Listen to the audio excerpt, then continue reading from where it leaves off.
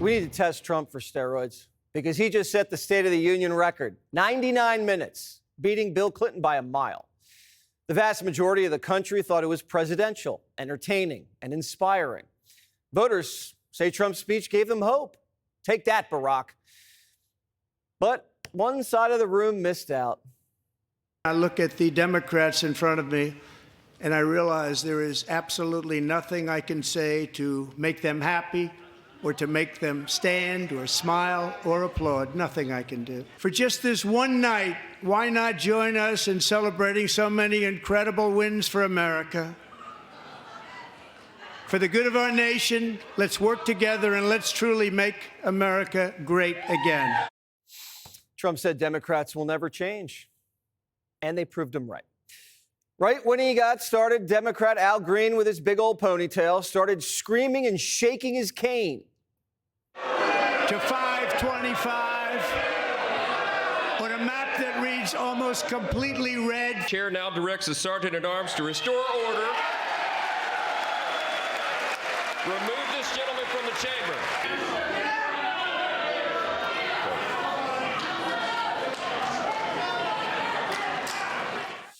Imagine you tried that at work. The boss is giving a big presentation in the boardroom, and you pop up yelling and screaming and menacing him with your cane. You get fired like that and thrown into a straitjacket. But you do it in Washington, and everyone's like, oh, yeah, it's the old guy with the pony and cane. But Al Green wasn't finished. I have other things I'm protesting, and I'm also working on my articles of impeachment. This president is unfit. Good luck with your articles, Al. You're getting censured, just like Adam Schiff. And he says he'd do it again. I heard the speaker when he said that I should cease. I did not, and I did not with intentionality. It was not done out of a burst of emotion. I was emotional about it. I would do it again. I have to be candid with you. I'm not trying to in some way insult you. This is a matter of principle. This is a matter of conscience. Weird Al Green spent all day working on that stunt. Not working for the people he represents, working on drawing attention to himself. If Green thinks he knows better, why isn't he president? Green was just in power. His crew blew it, so Trump was just elected to clean up their mess. It's like wrecking your car and heckling the mechanic while he's fixing it at the body shop.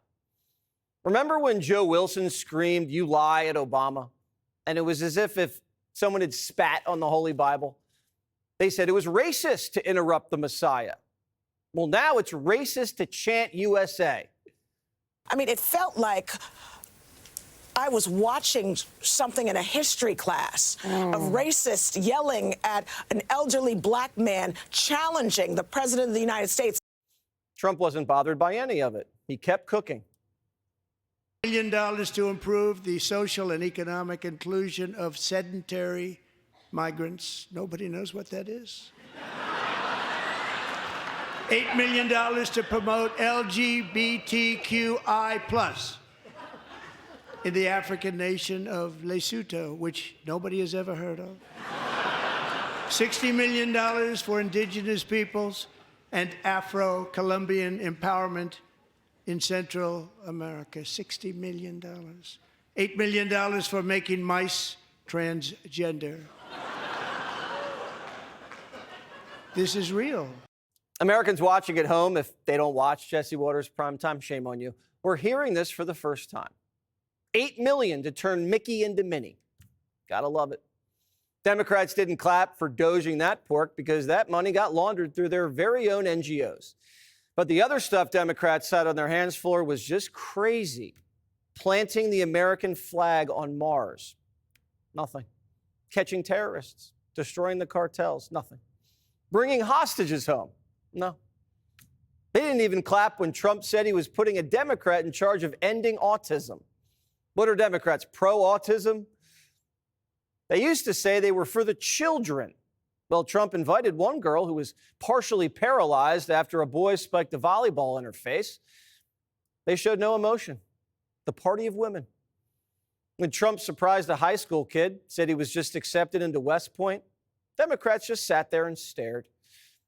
The Democrats turned their backs on veterans, women, children, rape victims. But the most despicable part of the evening was after Trump made a 13-year-old cancer survivor an honorary Secret Service agent. And the Democrats sat still and seethed. Tonight, DJ, we're going to do you the biggest honor of them all. I am asking our new Secret Service Director, Sean Curran, to officially make you an agent of the United States Secret Service.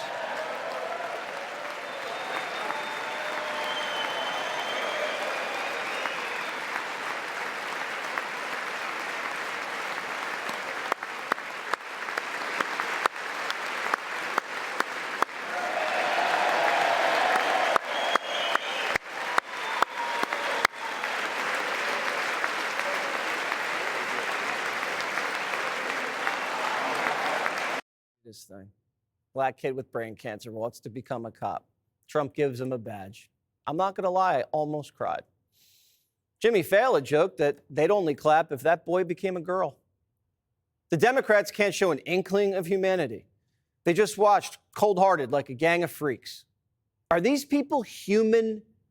For the record, and this is disgusting, the president made a spectacle out of praising a young man who's thus far survived pediatric cancer, as if the president had something to do with that. And I hope he has a long life as a law enforcement officer.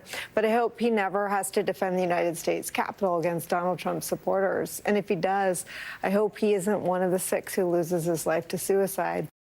The left thinks they're patriotic when they take a knee for George Floyd, but they won't even stand up for a black kid with cancer, or a hostage, or a mom whose daughter was raped and killed by a migrant. It was truly an honor, a very surreal feeling to be sitting in that area to remember the life that Jocelyn had. I found it very cowardly that a lot of the Democrats didn't stand, didn't clap. They don't stand for us as citizens. They don't stand for our security. They don't stand for honorable things that we need in this country. And it's very disgraceful to us as U.S. citizens that those are the people that we have here in Congress. Trump gave Democrats a lot of reasons to clap last night. The only time they did was to send your money to an unwinnable war on another continent. The United States has sent hundreds of billions of dollars to support Ukraine's defense with no security, with no anything. Do you want to keep it going for another 5 years? Yeah, you would say Pocahontas says yes.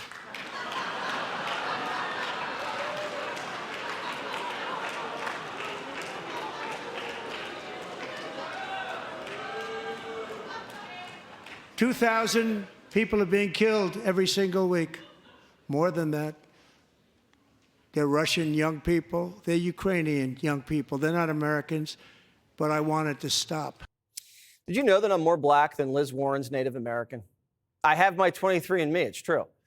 This lady lied about being Indian so she could teach at Harvard and wants to fight for Ukraine harder than she fights for you.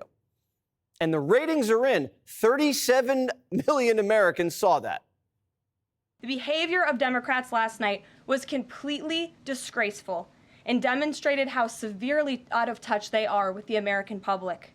It was the most shameful moment in the history of presidential addresses in that beautiful chamber. The Democrats exposed themselves as the party of insanity and hate, the party that wants to put America last.